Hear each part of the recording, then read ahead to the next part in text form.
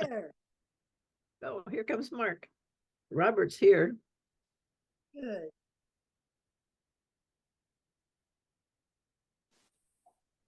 There's Mark. There's Robert. Good morning. Good afternoon. Oh, Hello. Hi.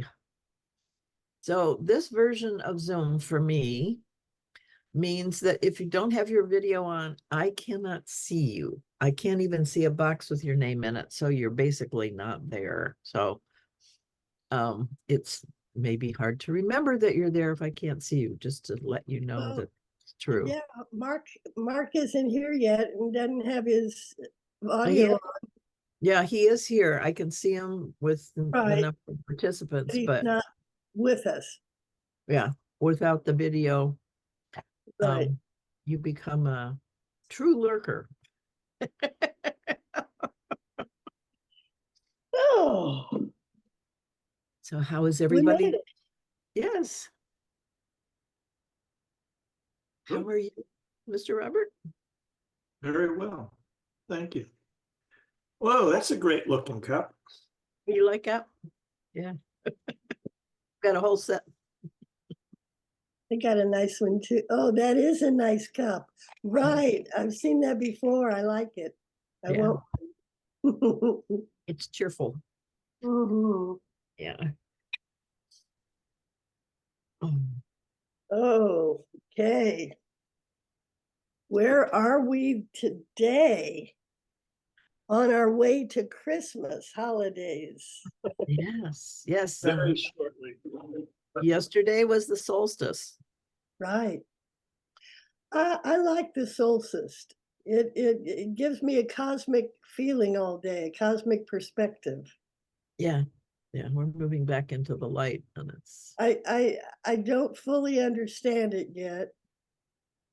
You know, it's hard for me to have a pictorial in my mind of what the solstice is, the relation of the sun, the relation of the north and south poles and the sun, right. and how we tip toward, how the poles tip toward the sun. It's hard for me to visualize. Any help? The sun and the earth is tipped. And if you're here, it's dark. And as the earth turns, it becomes light. And so we are tipping that turning. So it's now But it's the sun that's doing something. No, it's the earth. No, it's the earth. Yeah, we move. It doesn't so much. So our whole thing is how we rotate. I can't rotate my wrist, but I can turn it. Cut it off. Show us.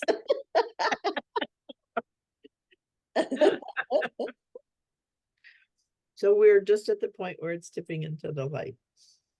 So, yeah. We're tipping into the light. Yes. Right. Yeah. Yeah. But it's like both poles. How can it, when I was trying to study it yesterday, it's like both poles are tipping toward the light. How can both poles, the axis of rotation, opposite magnetic poles attract? Well, the magnetic poles are shifting, and the earth itself is shifting also. We've taken enough water out of aquifers and put it into the ocean to change how the balance of weight is on the earth. So it's not, that part of it is shifting also. And the magnetic poles are also changing. So that shifts things. But it's a subtler shift. Yeah, north and south poles from 50% to 70%. I don't know what that means. Yeah. But Well, you know, Ani, let me show you. This is the sun with its direct rays heading toward the earth. I mean, obviously it radiates in every single direction, but the ones that are focused actually hit the earth. The earth poles are like this. So in the winter, So North wait, so the tip of your top finger is the North Pole, and where your Yeah, wrist is the everything South like Pole. this. Well, in winter, the North Pole would be down here. Or it would be like this. The North Pole would be further away. So that when the sunlight from the sun, impacts the earth, there's, the Arctic Circle is where on December 21st, the sunlight does not reach the top cap of the earth. It's in total darkness for the whole day. And likewise, in the southern hemisphere, down here in Tierra del Fuego, it's near the Antarctic Circle. It's getting the most intense daylight, the longest day down in this range. So that's the best way to think about it. And then summer solstice, it's the opposite. We're getting, up in Alaska, they're getting the longest day possible. In fact, it's all day long. And then in the winter, it's winter down in the southern hemisphere, in Antarctica and Argentina. I mean, I know things are screwed up a little bit. In other words, Argentina was getting some of their hottest temperatures ever when it was still late winter there. Yeah. It was up to 135. I mean, they were getting 135-degree wet bulb temperature. Wow. I mean, it wasn't that hot. It was 105, but with humidity. So there's some crazy things going on, but that's the basic approach that I was taught when I was a kid. For the most part, it still holds. I love trying to conceptualize. It's difficult, but Yeah. I like trying to tune in to the cosmic Well, happenings of things. if you ever want something that'll blow your mind, just find one of these videos where they have conceptualized the rotation of the 8 planets around the sun. And then they further show how the sun is rotating around the center of the the galaxy. And so you're getting this screw shape, with all the planets traveling at different speeds and at different, distances from the sun. That's quite a look. And that's going on all the time. And evidently the sun is proceeding at some 100,000 miles per hour. if you believe them. I mean, through space, through the galactic system. And we're always in a different place. We're never in the same place twice. I love acknowledging out loud and fully that I am cosmological, I am ecological, and I am metaphysical. Then you have to ask yourself, am I logical? I mean, that's that's not important. That's small. My brain hardly counts. Well, that leads me to my question. What does it mean to be human? Nice question. couldn't we start with something easier? No, I like it. Yeah, I know. I like it too. Just teasing. But what does it mean to be human as opposed to some other conscious being like a fly or a plant.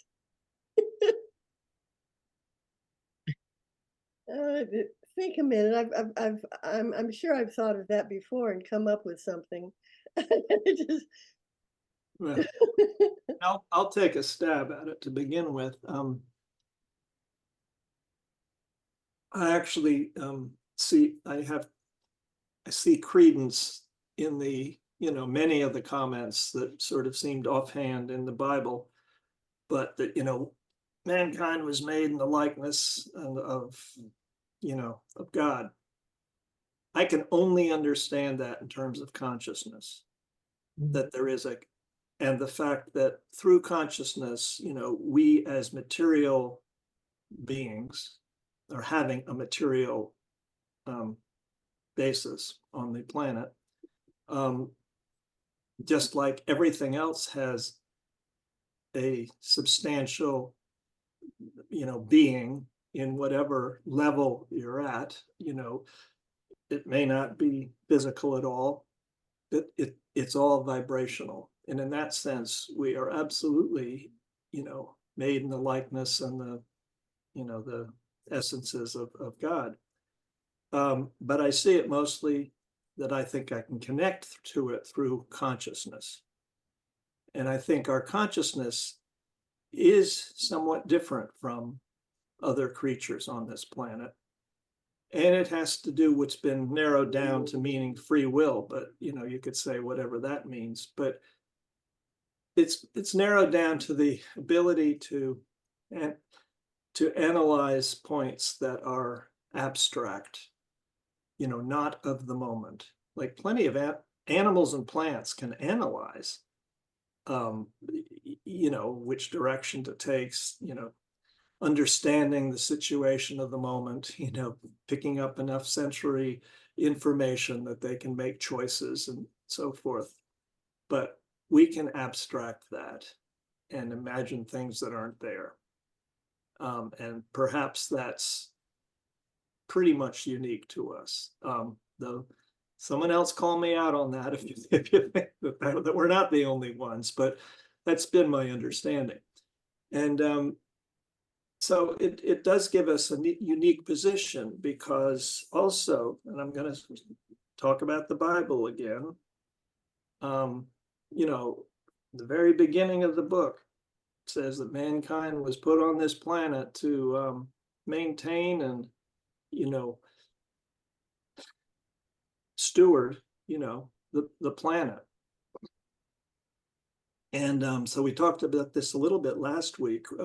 Layla, talking about Layla, I don't remember her last name, but this woman who's incredible, talking about the way that her peoples, her ancestors had very real, had figured out how to do very real,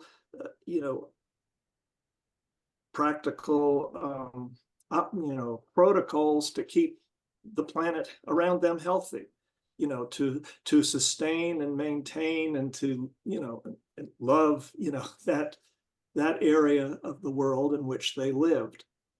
And I believe that this is the shining example of what human beings are here to do and can do. And we're, maybe it's not correct to say, and we're set here to do. That's very biblical, but I don't, that may not be exactly correct. But we're here. We can do that. And the earth actually depends on us to some extent to do that. It can sort of tread its own ground, keep moving, keep recycling, doing stuff, but the human element is critical for it to grow, to actually become something different, is my thinking about it. We are important. The earth would probably exist fairly well without us, but what would it be? It would be a different thing. So that's my input. I must say, I've couched it in certain terms, but, Well, you study a little bit about plasma, within the universe, and you begin to see that there are all kinds of interconnected systems throughout the universe. That this, which can be likened to the way our various nervous systems and blood circulation, electrical circulation within our own bodies. I mean, that's another way we could say can be likened unto God, unto the all that is. Well, so Kathryn's question, what does it mean to be human? Or is that what you said? Yeah. Yeah. What does it mean to be human? How are we? What does it? What comes to me is something I've been focusing on for, I don't know, 2-3 weeks. Humanitarian principles. The humanitarian principles of the International Red Cross. Because I worked at I volunteered at Red Cross for 2 years, and I made a wall hanging of the humanitarian principles, and I've been delving into those principles in the last couple of weeks. And so what does it mean to be human? It means to be, neutrality, impartiality, independence, voluntary service, and the others.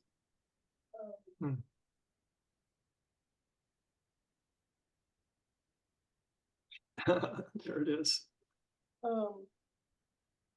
Universality and unity. So the Red Cross International principles, humanitarian principles for humanity, neutrality, universality, voluntary service, unity, impartiality, and independence. And it feels good to me to focus on those, to remind myself of them, because that makes me feel human. It's like that's my humanity. Those characteristics are my human nature. To me, I mean, that's what I choose. That's my framework.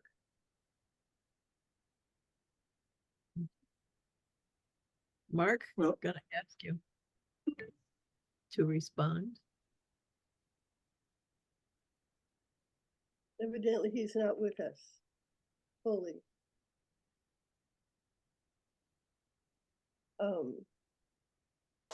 I'm here.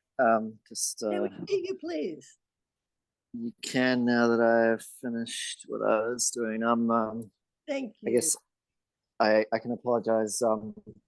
When I'm around fringe things like Christmas and stuff, my schedule isn't quite so free, and so I want to show up, but it means I can only show up partially, which then the question becomes like, is that better or worse? And I'm sure you guys will tell me at some point. In terms of this question, the thing that comes up for me in many ways is, what does it mean to be human? It's whatever we make it, or whatever is emerging. So you could look at that a few ways and say, like, in aggregate, what are we doing as humanity at the moment? We can objectively say that we're in a period of degenerating our natural world. So at the moment, that could be something that we could point to as what it means to be human at the moment. But like in the contrast to that, we also can say that that we also can't do that alone. So that implies that to be human means to be part of something, to belong. And then you can go, well, you know, how different is it to be, what does it mean to be human as opposed to what does it mean to be an expression of life? If we ask that question, then that might simply say to express our essence. So I think there's like a whole bunch of things we could say here, acknowledging the fact that we're entertaining this question only because we have abstract thought and an awareness of both an external world and an internal world. And it's something that has emerged over time, and it just so happens to have a particular shape and feel and smell about it at the moment. And it will probably change, and it will probably be different for every person and every group in every part of the world because their experience of the world is different. So there's some somewhat disconnected thoughts on the question, which I think would be one that we could talk about in a whole bunch of layers over quite a long period of time and maybe get somewhere or maybe not. Well, you triggered for me. Well, trigger is not the right word, but what came up for me as you spoke is what it means to be humanity. Humanity has self-reflective consciousness, and that's a big thing to me. So to me, the two dominating characteristics of humanity distinguished from other species is self-reflective consciousness and capacity to steward the earth. Capacity and perhaps in universal intention, you know, as a species on earth, to have self-reflective, to embrace our self-reflective consciousness and our role on the earth as steward, with the capacity for stewardship. I don't think we have the consciousness of yet of being stewards of the earth, but I believe that is our function as a species.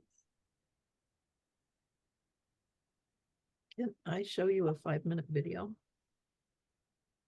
Sure.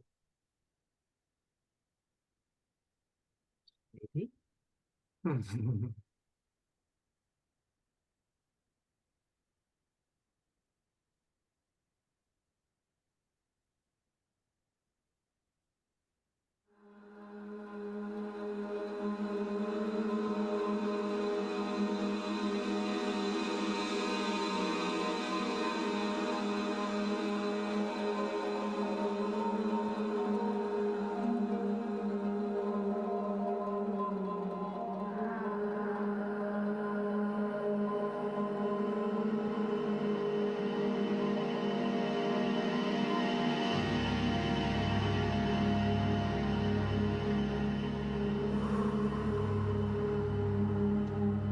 I am the mother.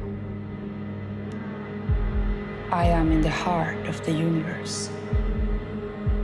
Throughout all of time, I have never suffered from such heat or exhaustion. I have endured for the last 1,000 years. Since that time, my natural connection points, my rivers, reservoirs, and internal waterways across all continents have been obstructed and are full of pollution. I cannot cleanse or recuperate. In December of 2023, I will start to rise and move and turn, sending this message out to all my children around the world. The storms, the earthquakes, the hurricanes, and the rise of the ocean will come. If the governments, the sultans, the princes, presidents, and kings of the world do not listen and act, in 2 years' time, only 30% of the earth will remain. I am the mother. I have always endured despite arrows being put in my eyes and in my body. I am not seeking to defend myself. I remain calm. But now, I must recuperate. There are two ways for me to heal. The first, I could take the law of nature into my own hands. This way I will go in search of my medicine so I can cure my body, heal my energies and all that I'm suffering from. There will be great changes upon the earth. You will feel me recovering. You will feel me moving. I will not do this to cause harm to you. It will mean I am recuperating my body. Or the second way. All my children will make the healing happen for me, so I will not need to do it myself. I will put my older children in charge of my recovery.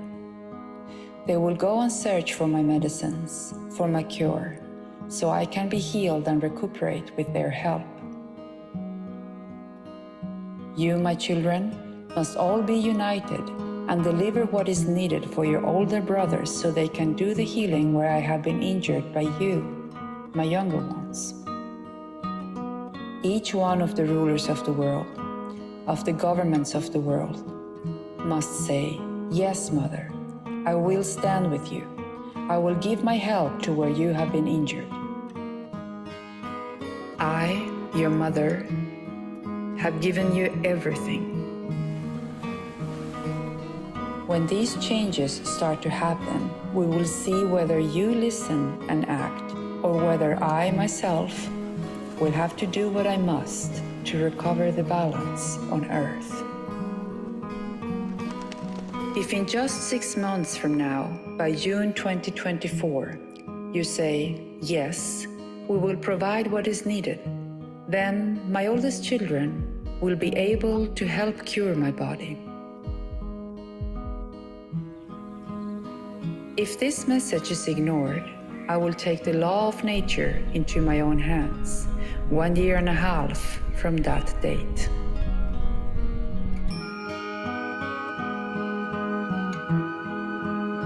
This is the message that the Mother has given, she who is in the heart of the world.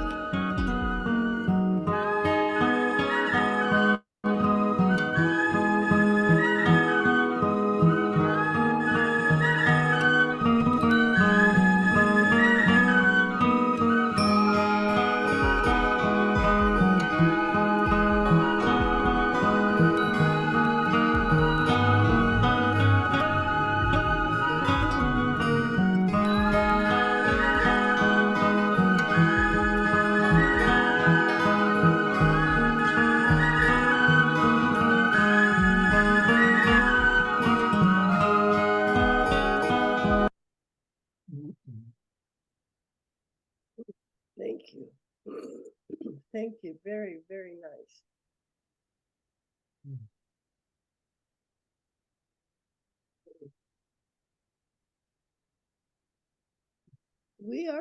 We're stewards.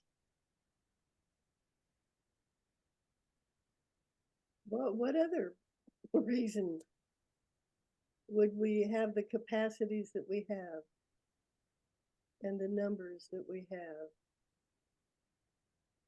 Mark is saying goodbye. He just stepped away. Okay.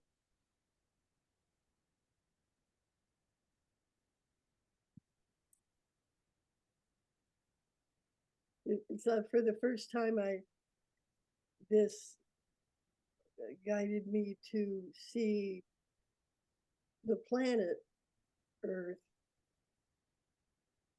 as the heart of the solar system, of our solar system, of all the planets, the solar system that we're part of.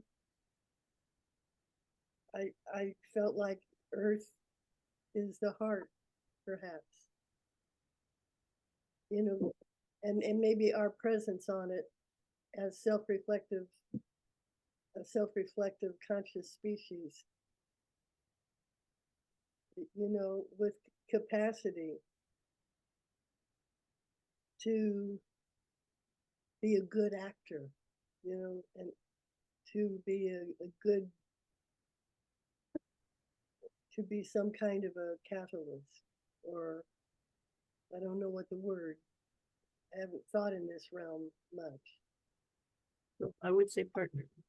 I mean, partner, I think it's a with Partner, and partner's good, yes. it's that we're meant to be. Yeah.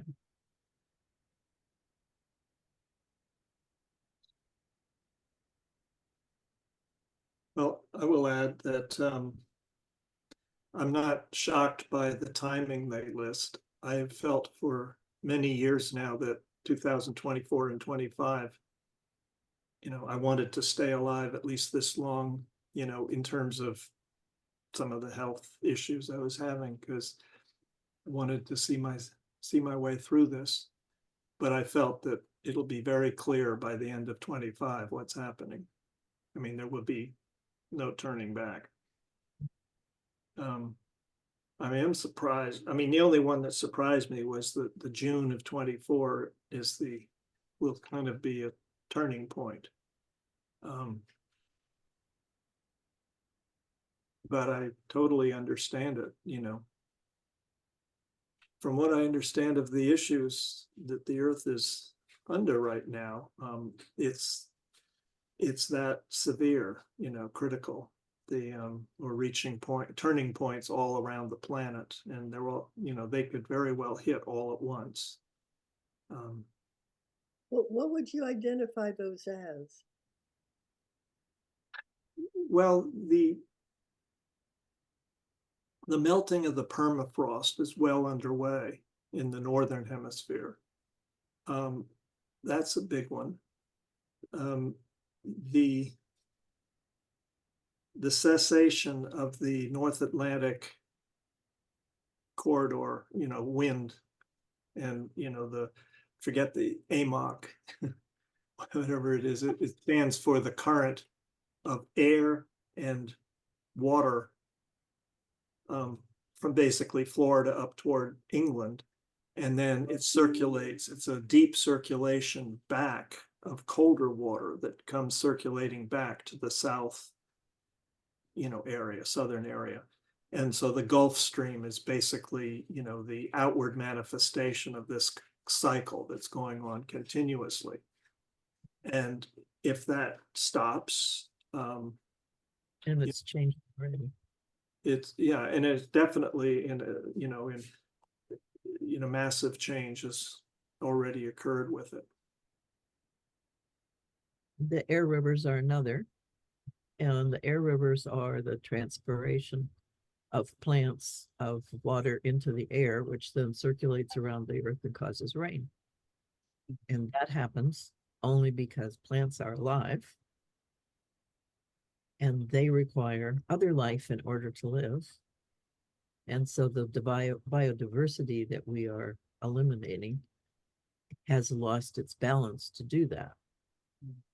So without enough plants in relationship with each other to be healthy, which takes some time to occur, then that transpiration has been impacted. So all of the forests that we're decimating in every place we're decimating them has impacted that and is changing that. Yeah. I mean, we're playing with things that are so huge and so massive that once they get out of the habits they're in, it's a new game. Yeah. There'll be nothing to do about it. And you mentioned earlier just the simple, fact of all of our water extraction and excavation of earth changing densities, Right. here, there, all over the planet, is having effect on the actual tilt of the earth, which will have tremendous implications. Yeah. Could. Yep. I mean, most people don't realize that if the earth is spinning like a top, and you know how if you're playing with tops and you spin them, they reach a certain level of of stability, or, they reach a low level of stability and suddenly they can be disrupted immediately in turn. That's evidently has happened to the Earth before. All indications are that it has happened. And what's happening is the Earth is rotating one way and suddenly it's meant to, start rotating another way, and all air on the Earth would be stopped. Well, what that would feel like, the Earth's surface is still turning, the air stops, you're getting 500-mile-per-hour winds. The effect, Right. In your face. These are massive occurrences, and evidently they could all start happening at once. So, I mean, any one of them. I don't understand what you're saying about the wind. I don't understand. It's like a car crash. I'm trying to identify the human causes of whatever disruption, because we can change that, but anything else is natural. Well, yes, what we're facing is the natural results of our changes. And that's what Robert's talking about. So if we shift the balance of the Earth because of our behavior, like taking water out of the aquifers, then the natural consequences of that imbalance in the Earth, new balance of the Earth, is changes.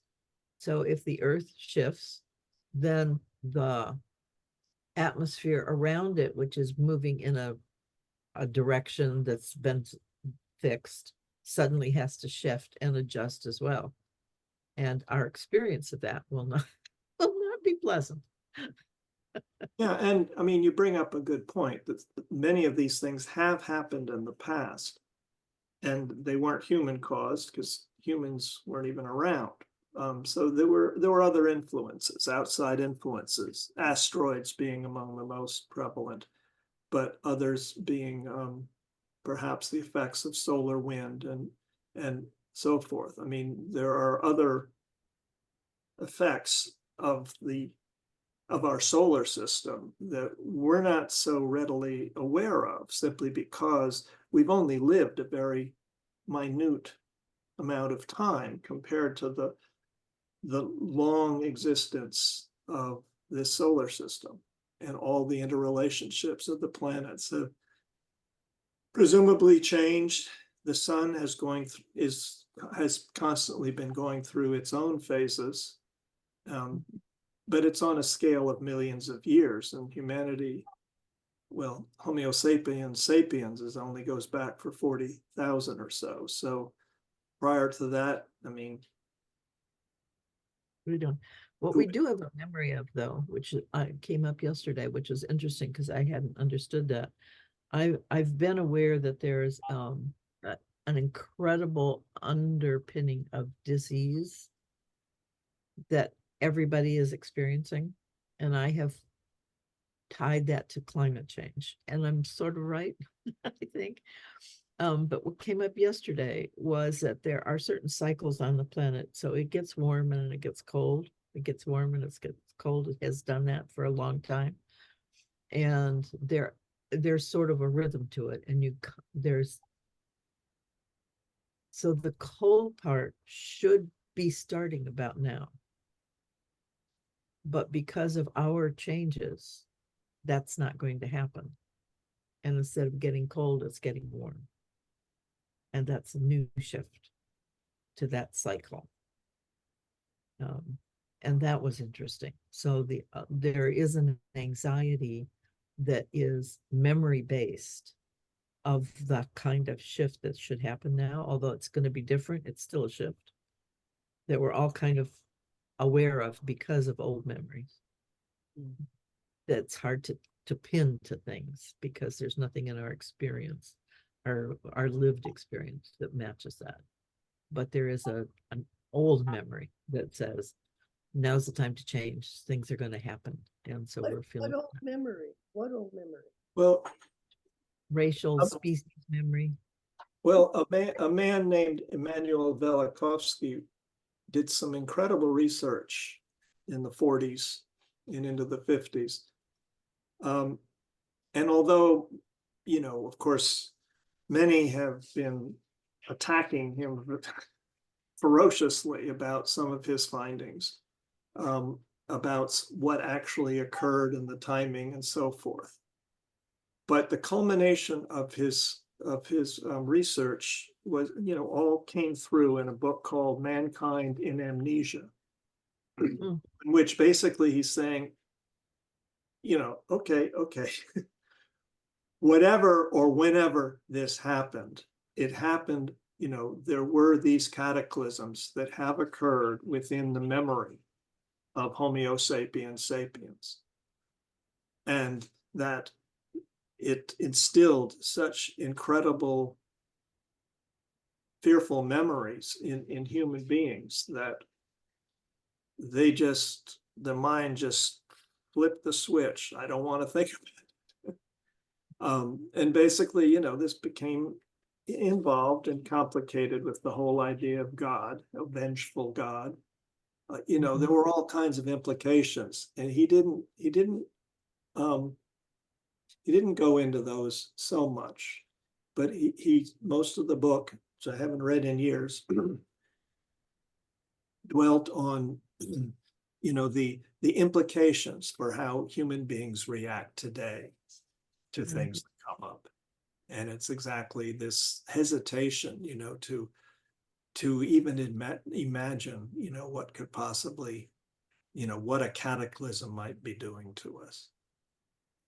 And the inability to act. You know, we have to allow ourselves to be informed by some of the things that we've learned through living. What we focus on, what we give our attention to, we empower. Yeah. So the idea is to give our attention to what we want to empower. Yeah. No matter what is happening, we have agency. We have energetic influence in at least in the sphere of Earth and maybe the cosmos, but we do. So it's not just a matter of imagining what cataclysmic could happen. How about imagining coordination happening? Well, I don't think it's so much imagining as it is paying attention to reality right now, actually. I don't think we need to imagine, frankly. If we just notice what's happening, then that should be a trigger to do something different. And, you know, and that's what the Coming Home Project is all about. That's what that video was all about, is that it's, you know, just notice. We can see it. And instead of dismissing that information, go, oh crap, okay, the rivers are polluted. Maybe we should do something about that, because that's our business. We can do stuff about that. Right. And if we do that, if we begin to work to help the planet be the kind of healthy, robust planet it wants to be, then we'll be fine. I mean, I don't know what it will look like, and it's got to be different because we don't have the cold that we used to have. So that's going to be different. But nevertheless, if we're working for life's ability to live, we'll figure it out together, because Earth responds to us. It always has. When we do stuff, life changes to help us do what we're needing. I mean, that's been the history of indigenous people for centuries. That's been their relationship with the planet. It's not changed, but we have gotten out of that relationship. We just need to do it. So that's my question, is what is being human? What is our human capacity to do in this situation? We, you know, we're able to think outside of time. We're able to create things that don't exist. Yes, and so what? It's how we apply those that determine what we are actually at the end, whether we're life-seeking creatures or not, whether we're able to finesse our own behavior in a way that substantiates life or not. That is what humans will be based on our choices. Yeah, we are defining what we are by I've the choices we make. I've noticed recently that my thoughts and reflection have recently embraced my body as an example of the earth. That my relationship with my body, which is of the earth elementally, is like, if I want to know more about the earth, know more about who I am, my body. I mean, the earthen vessel that I am. So to care for the earth is to care for myself. Or I learned something from that. I developed some capacities with that. So that's my practice. To begin with my own body as an intro to my relationship with the earth. Well, the mind-body connection is really speaking to that. You know, we have so much. I mean, as we talked about how we empty aquifers and change the balance of the earth, we do the same kinds of things to our body. And we do that not just through diet, although diet's part of it, but also through the emotional context in which we live and how we infuse that in the foods we eat, frankly, and think about it. So there's all these subtle belief systems that we have that then impact how our bodies are able to respond and what our bodies do, because they try and be in alignment with all that. That's what health looks like. But if we're doing and thinking things that aren't healthy, like polluting rivers, or telling ourselves how horrible we are, or what we can't do, or all the fears we have, or all that kind of stuff, then our body responds. And it's not so much cause and effect, but it's really about the relationships that all living things have with each other. And when we as humans have the capacity to have so much influence, that's the keystone species piece, then our actions have impact. That's just, everything else has to adjust to that. And if it doesn't like it, then it has to throw us off. It has to sever those relationships. That's the only way it can continue to exist. And we find that in our own relationships. Sometimes we have to leave relationships to be healthy. Yeah, it's not different. I like returning to Lynn Margulis. Margolis. I don't know how to pronounce her name, but in her book Symbiosis, where she addresses our relationship with the earth.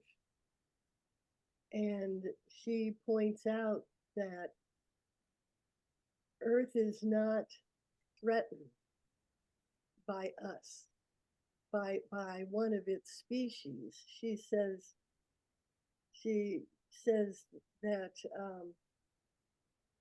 earth is just, I mean, that humanity, what is this meeting summary with AI? What's this? I've wanted to do this and I just remembered it. So the AI summary is really lovely, and it really means I don't have to keep notes. Yeah. What do you mean?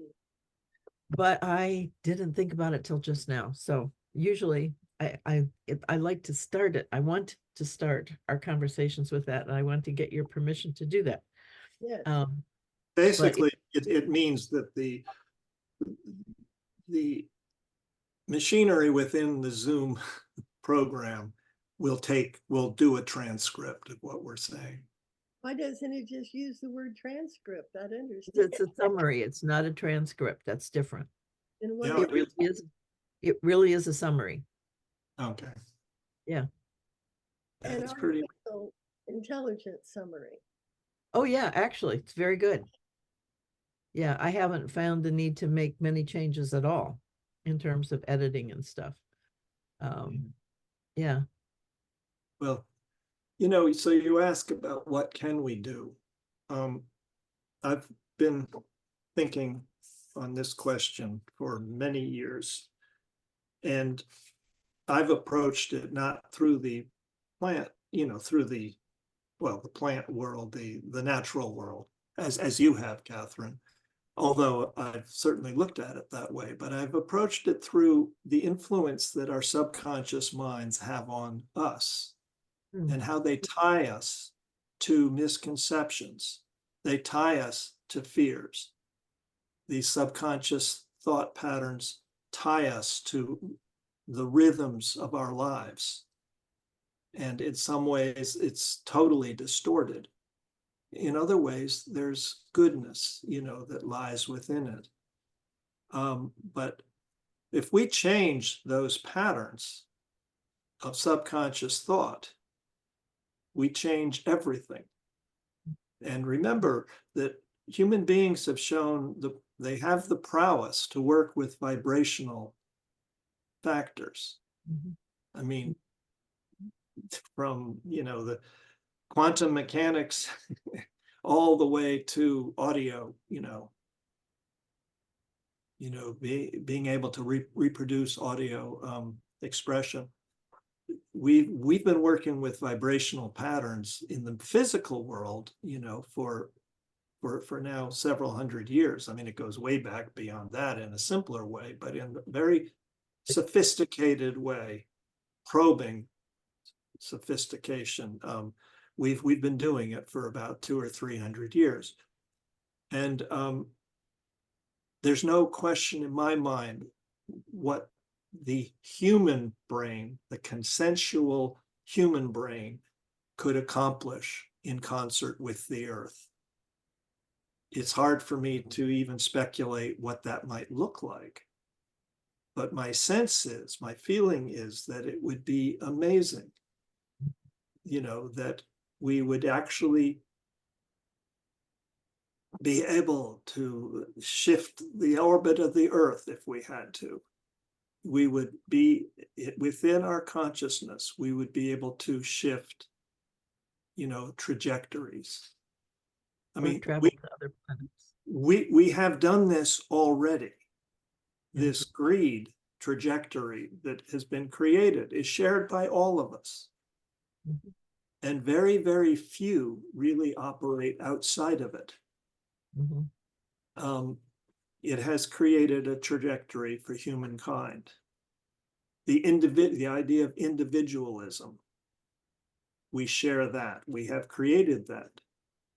No, that's agency, though. That there is a part of that that's absolutely natural. And there's a part of, all of these aspects of consciousness that's absolutely natural, and it's been distorted.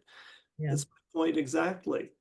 But because it's natural, it's, indigenous, you might say, integrated within our whole being, within that whole construction that we are. Well, what's your point that's pointing to our agency and capacity to be life friendly? Yeah, well, my point is that humanity is already acting as a single entity on this planet. Most of us are unconscious of that. So that's one of the reasons, Kathryn, I've come showing up for 2 years with you, because I think that this is a very beautiful way to access what that means for people, this connection, this relationship with the natural world. There are other ways of looking at it, and I'm doing that with other people, who have a certain take on it. But no, the whole point, Ani, is that I think we have to get together as a human body and work our way out of these distorted patterns together, because it's the only way. I mean, there have always been, sort of enlightened beings who have arisen out of this, but no, it takes us all. One or two enlightened beings isn't going to do anything really, except serve as a light, a lighthouse shining in the darkness, but it doesn't do anything in terms of the relationship with the earth. It's too small. This is a human project. We have to do it together. Yeah. I don't remember exactly something about George Floyd and that era, the end of 2019 or whatever it was, whatever the year, but I became so aware that what I do with my body as an earthen being, what I'm saying is we are the earth. I mean, we're earthen, okay? And so, and I'm a person, and how I change myself, what I do with this being, this earthen being that I am, as we do that individual transformation, that conscious transformation individually. That's why when COVID came, I was almost glad, not for the health reasons, but that people would be reflective. People would be in isolation. People would come to know themselves. People would do the work that needs to be done on each of us to change everything of us collectively. And it is that way. Changing humanity is changing me. And saying what I'm saying now. You asked, the question was, what is the goal? What are we pointing to? Right. And that's what I was answering. What you're answering is, how do we get there? In other words, we do have to do this individually to get to the point where we are relating as a whole. So, but for us to really have a united impact on the planet, there has to be at least a certain percentage of humanity acting in unison. Which only happens an individual at a time. Well, it is that, yes, that unique, assemblage definitely is made up of individuals. You're absolutely correct about that. Yeah, and I am hearing the voice louder than it's ever been.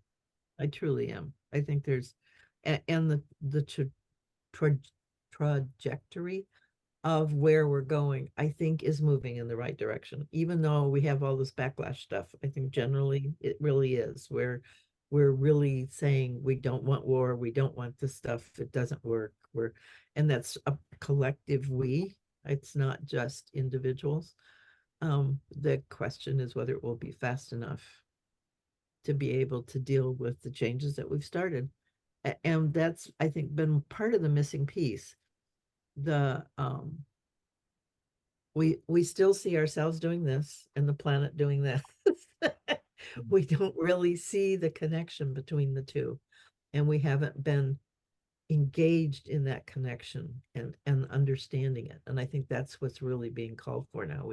We have to stop seeing that separation. We have to understand how connected we are and notice that connection and then address it. And I think that's, well, but there's interestingly, there's two ways of seeing. I mean, there's a very huge discord between how you can see this. For instance, from the COVID pandemic, we have 4 million, I mean, I was reading this today in the news feed, 4 million men. The labor force has declined by 4 million men. You know, And that's not humans, that's males. that's males. Yes. Because the tone of the article was, oh, woe is humanity, woe is the male, you know, the Right. poor male, you know.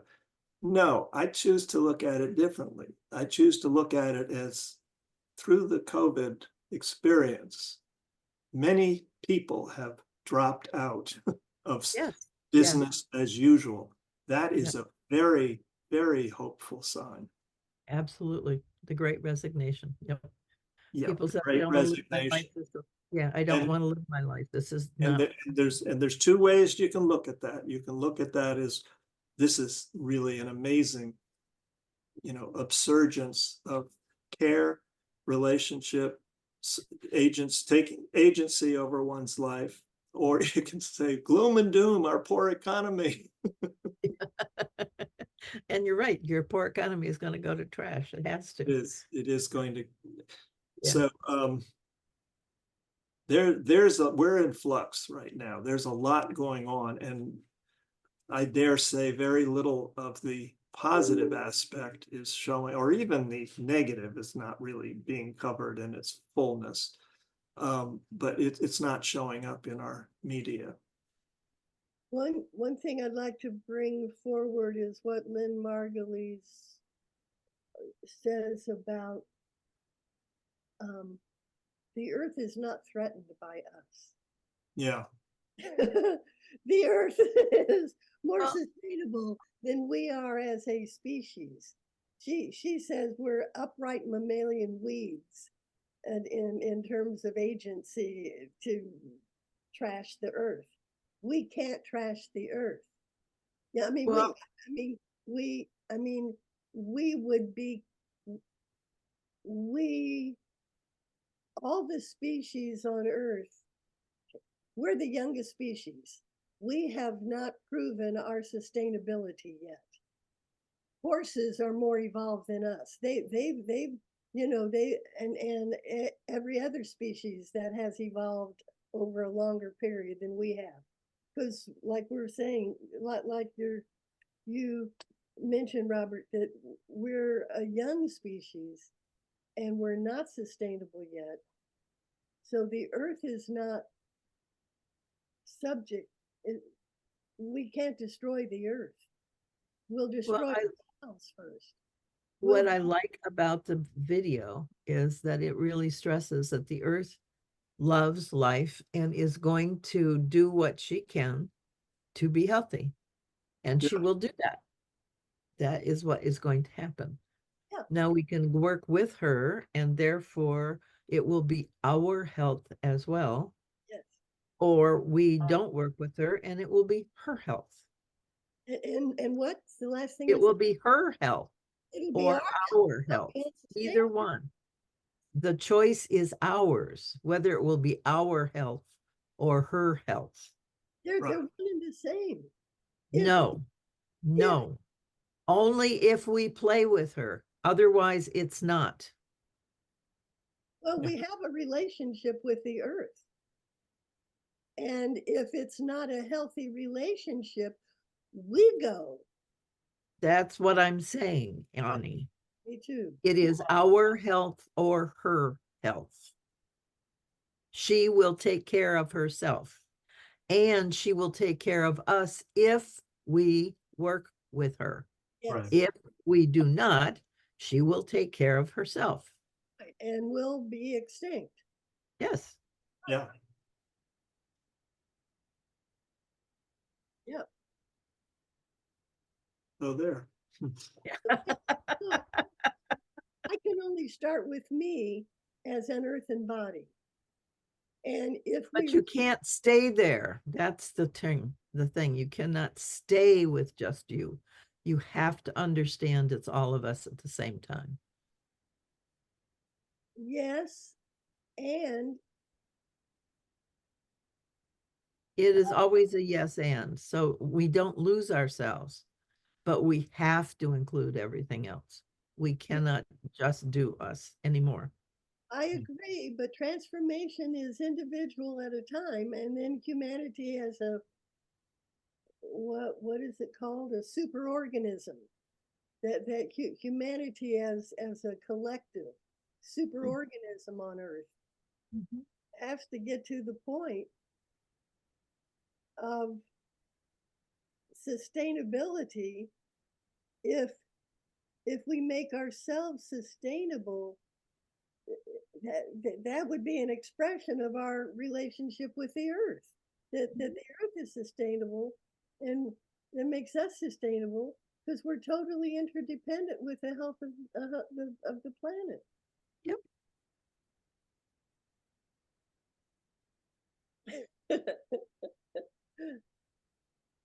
Yes. So that brings me back to each of us in relationship with all of life, every moment of the day. Yes, but I do think that it's calling us to get out of our small spaces and into a big space in order to be impactful in this time frame, because we don't have that much time. That those of us who recognize that are really called to be proactive in some sort of way. Yeah, To and once we do that, we're going to notice, oh, look, there are these thousands of people around me at any given moment. We can Right. do this together. Yeah. And in fact, we might start to see that it's absolutely critical, and that we do it together. Well, and that's where the fun is, frankly. And we also can't avoid it because, as I was saying, the subconscious ties us. Yeah. We're tied at the hip. Well, I think that's where meditation and a lot of that spiritual work has really been focused, and has done so much to make possible. I know my own experience in my time living with the teacher that I lived with in the ashram was that a lot of the blocks that I had just disappeared. Yeah. That was the gift and the skill that they bring. And so that just opened up stuff. It made it a lot easier for me personally to do what I need to do. And I had a similar experience. Yeah. Over many years. Mhm. People now are going to have to do it much more quickly. Yes. Much more quickly. However, What exactly? Do what exactly? find that shift within themselves so that they can be not individually self-concerned, but outwardly oriented toward the fullness of our whole, connection with humanity. Beautiful. This is what's got to happen. But I think people can do it because the undergirding within the subconscious has been lifted. There's no question in my mind. There are so many people who have led the way, you might say, and have started to lift that common ground. It's no longer in the gutter. It's being lifted up to the treetops. Now it has to be lifted to the stratosphere. But I have no doubt that it will be. I sometimes self-reflect to the point of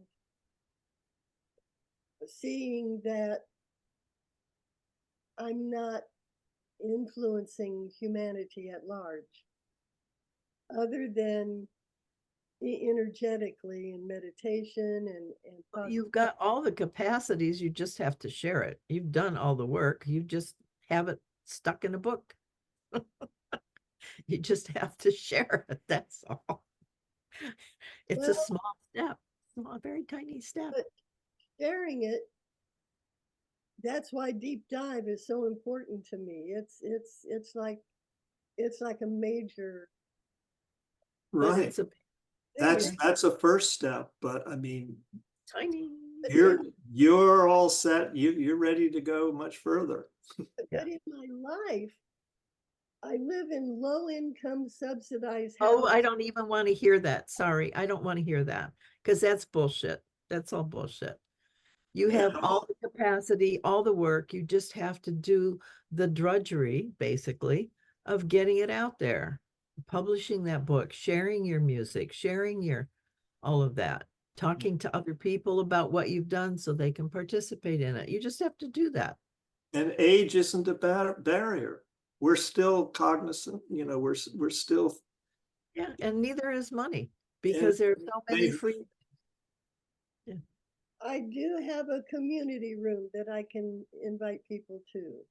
Oh, well, you're not talking to you're not talking to people who will listen, and then you beat yourself up. So you got to be more astute about that. Oh, you'll find some though. People are popping up everywhere. Everywhere. I mean, the newspaper lady who delivers our papers, she's got the sweetest heart that I've run into for quite a while. So I mean, the fact that she's delivering the Sunday paper in her car, I mean, her living conditions are not the same as mine, put it that way. But she still has that bountiful heart.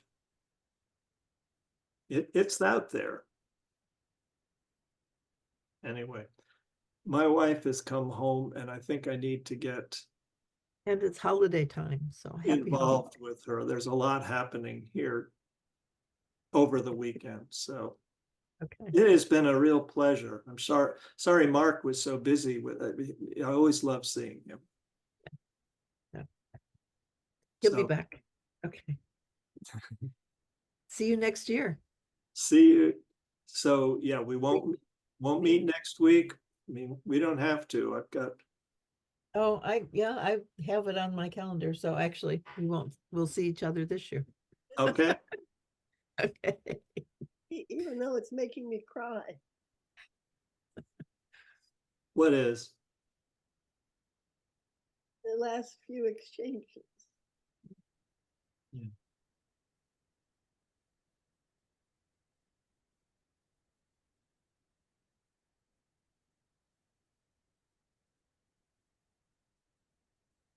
I hear you, Ani, but on the other hand, if you were in my brain, you would see how much I keep pushing myself.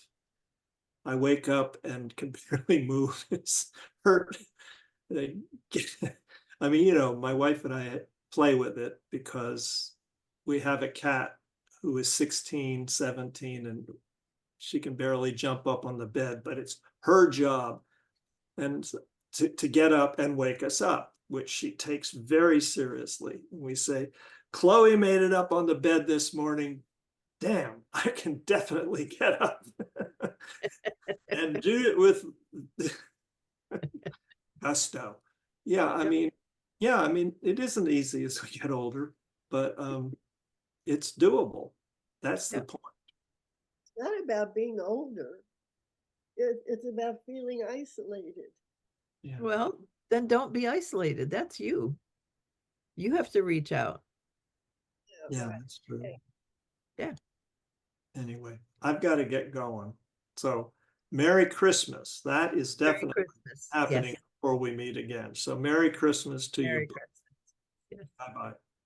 Bye-bye.